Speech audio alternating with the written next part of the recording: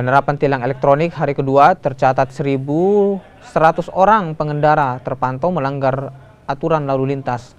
Terdapat 16 titik ruas jalan di Kota Makassar dilengkapi kamera pengintai untuk memantau aktivitas dan pelanggaran lalu lintas.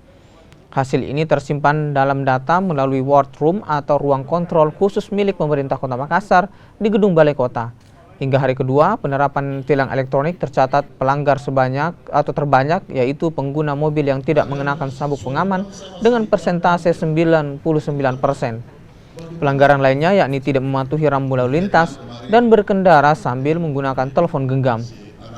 Sejumlah ruas jalan yang tercatat pelanggarannya adalah Jalan R.A. Kartini, Urip Semeharjo, dan Jalan Bulu Sarau.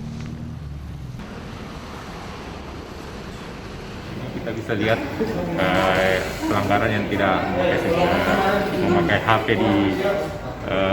di kendaraan, begitu.